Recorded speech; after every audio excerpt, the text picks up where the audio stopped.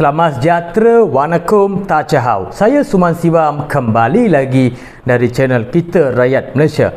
Hari ini saya kembali dengan satu isu, iaitu kelemahan di pihak JKPTG, iaitu Jabatan Ketua Pengarah Tanah dan Galian Persekutuan. Hari ini ini insiden yang berlaku atas salah seorang pengadu kepada saya.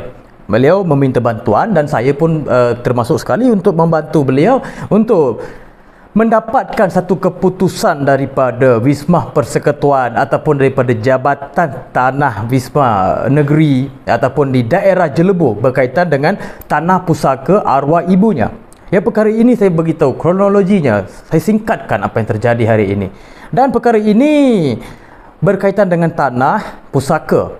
Tanah pusaka dimiliki oleh arwah ibunya, lalu mereka mahu menukar nama atas sebab ibu beliau sudah meninggal dan beliau mahu menuntut tanah itu tukar ke orang yang ada sekarang ini. Anak beliau 5, tapi yang jadi masalah di sini hari ini, apa yang jadi masalah adalah hanya 4 orang yang tersenarai dalam akuan sumpah ataupun untuk memiliki tanah itu. Salah seorang anaknya tidak ada dalam senarai, tetapi perkara ini telah diluluskan oleh pihak kerajaan ataupun pihak kerajaan sedang menunggu perintah daripada mahkamah atas kelulusan ini. Ini adalah masalah sebenarnya. Sebab apa? Bila salah seorang ini diabaikan daripada keluarga ataupun tidak dipandang, dipedulikan untuk mengambil apa-apa hak, jadi mereka salah gunakan kuasa pergi ke jabatan tertentu, iaitu Jabatan Tanah Jelebu, Jabatan Tanah di Negeri Sembilan SUK dan Jabatan Tanah di peringkat Persekutuan untuk mendapat kelulusan. Dan mereka sudah menghadapi 3 kali untuk perintah ini atas kelulusan tanah ini, dan mereka telah menghadiri selama sebanyak 3 kali untuk kelulusan ini, tetapi tidak tersenarai pada yang seorang ini, yang pengadu ini. Saya rasa beliau jumpa saya, beliau kata saya nak menuntut hak saya sahaja sebagai anak, kenapa nama saya tidak disenarai? Ini adalah satu pengabaian. Beliau diabaikan oleh kerajaan, beliau sedang abaikan oleh keluarganya. Bila sampai keluarga, saya rasa benda ini biasa.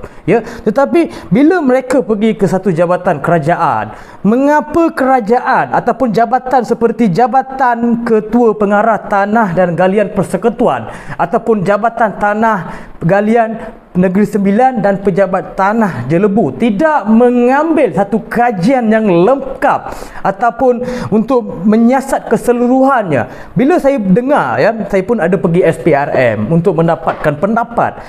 SPRM sendiri tanya, macam mana perkara ini boleh wujud sedangkan awak masih hidup lagi dan awak ada seketul di sini?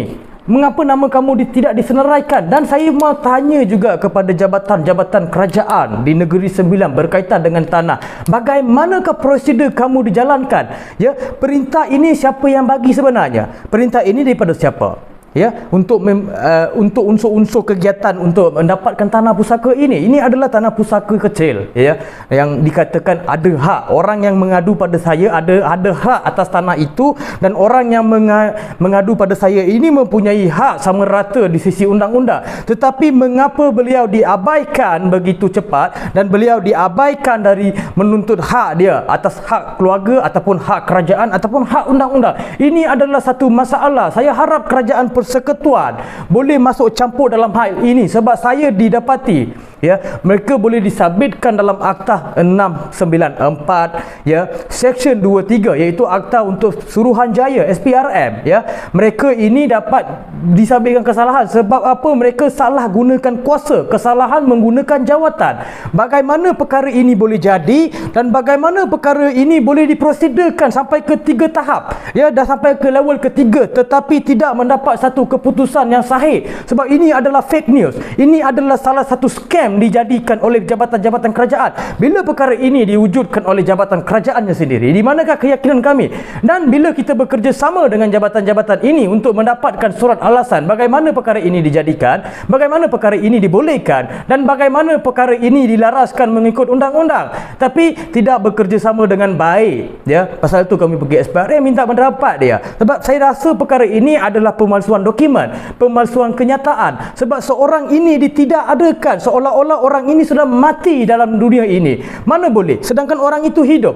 Ya, sedangkan orang itu hidup, ada lagi di dunia dan ada lagi di Jelebu dan ada di Malaysia. Bagaimana boleh diabaikan hak dia begitu sahaja? Sebab saya di sini menuntut hak kepada dia, kepada pejabat kerajaan. Siapa yang bagi perintah dan perintah ini siapa yang wujudkan? Ya, contoh saya kata, saya ini ada 3, 4, 5 adik-beradik. Saya nak ambil tanah ibu saya atau bapa saya yang dikatakan pusaka. Bolehkah saya memberi satu kenyataan kami ada 4 saja, yang kelima ini tidak ada? Bagaimana pula pendapat daripada jabatan tanah ini? Takkan mereka tidak ada kajian sebulat suara? Mereka akan percaya ke dengan apa yang saya bagi tahu? Takkan tidak ada satu kaitan kajian ataupun prosedur lain untuk menyiasat keseluruhan ataupun semakan semula pasal tanah-tanah ini?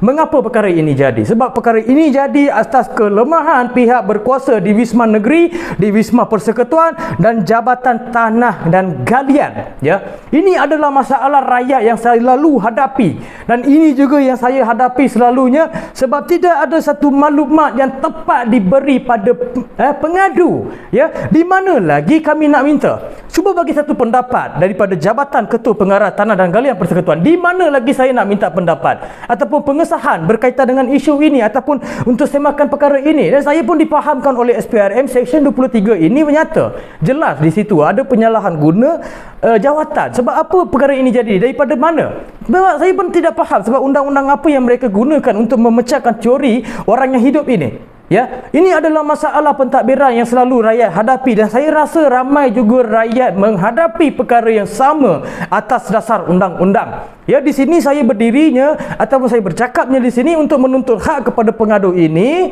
untuk menjaga hak dia, untuk menjaga dia punya hak keluarga, hak ibu, ya, hak tanah, hak tanah pusaka. Ini penting ya, saya bagi tahu di sini ya. Sebab maklumat-maklumat yang diberi oleh orang kata apa yang mengambil sumpah ataupun memberi kenyataan ini, bagaimana selidik pihak-pihak berkuasa ini selidik? Adakah mereka buat kajian penuh sampai boleh lulus ke peringkat yang ketiga, tetapi mangsa ataupun pengadu yang ditolak ataupun diabaikan dari segi hak masih hidup?